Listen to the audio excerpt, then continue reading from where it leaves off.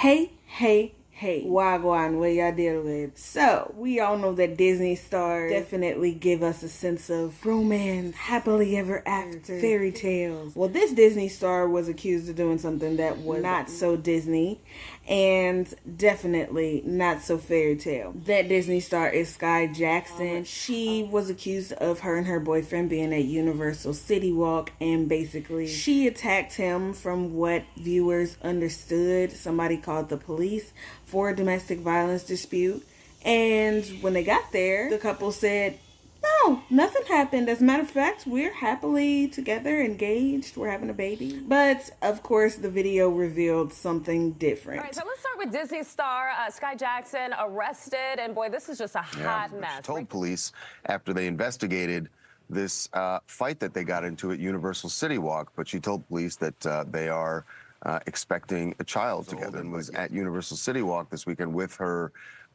boyfriend, and they got into a fight that was bad enough that people called police. Now, when police arrived, they both tried to say that, you know, nothing happened and it's just a little argument, no big deal. Police reviewed security footage, and they saw that actually what they saw on the camera is that Skai had pushed him, and so she was actually cited for misdemeanor battery. That she was arrested for that, but they have to decide whether or not charges will be filed. We're told that this will go to the LA city attorney. It'll go to the LA County district attorney to decide whether or not to go forward with any charges here. But they did see something on camera. Well, what were they arguing over in the first place? It's unclear what the argument was about. It could be anything. The fact that she pushed him made it go beyond the pale, and obviously that's why someone decided to call the police. Yeah. Somebody obviously thought it was an out of the ordinary situation if they felt the need to call the police, and right? It's never okay on both ends for a woman to put her hands on a man, or for a man to put her hands on a woman. So I'm sure that we'll find out later what actually happened with that, because they're not giving us a whole lot of information about what actually happened in that particular situation. What I wanted to use that to address is talking about the topic of male domestic violence. I think automatically when we think of domestic violence, we think of a woman being abused or the male being abusive. That's the first thing that we think of.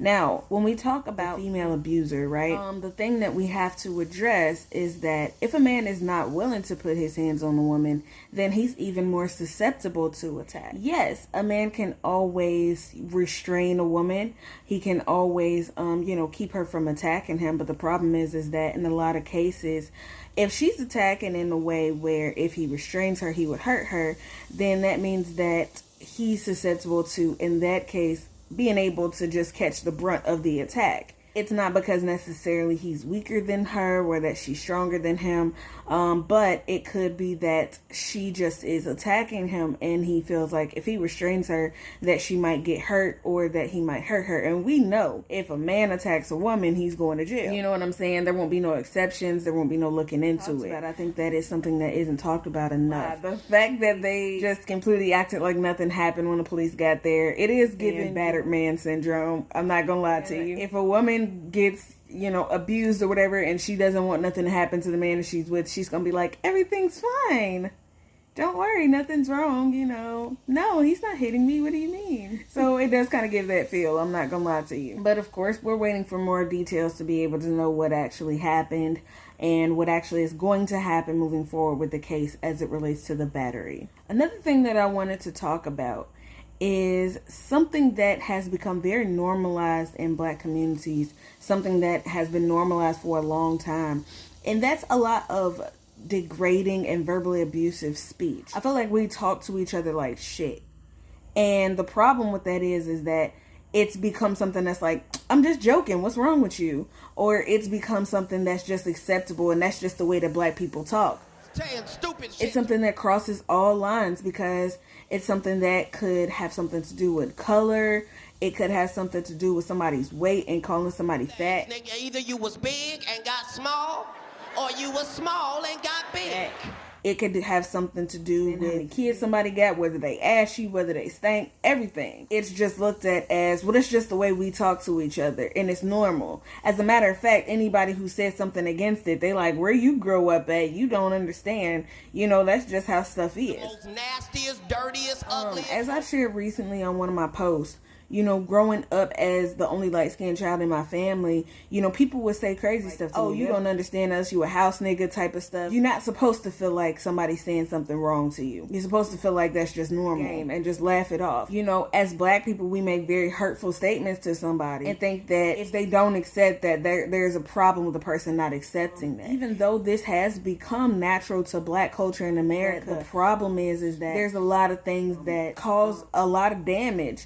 You know what I'm saying? Because one thing that we do know is words is powerful. And if you repeatedly tell somebody they ain't shit, or you repeatedly tell them, oh, you ugly, you know, and all of these different degrading things that somebody might say to each other, the way that people now respond to somebody giving them a compliment, and specifically women, it's like this. You know, if you're walking down the street and a man comes up to you and he says, hey, excuse me, I just want to let you know I think you're very beautiful, whatever. You don't have to accept his advance, but you also don't have to be like, ugh, why are you talking to me? You nasty, you stink. What? Never in life. I think that a lot of this stuff is just unnecessary. It ain't no reason to be talking to people like that. You know what I'm saying? Now, if somebody continues on the advance after you say, oh, okay, thank you, and try to move on about your way, if they continue to try to pursue you and you like, no, really, I need you to back away from me, that's something different. It can make you look rude. I think that it's really something that, you know, has to be looked at. You know, for it to be normal for you to call somebody stupid.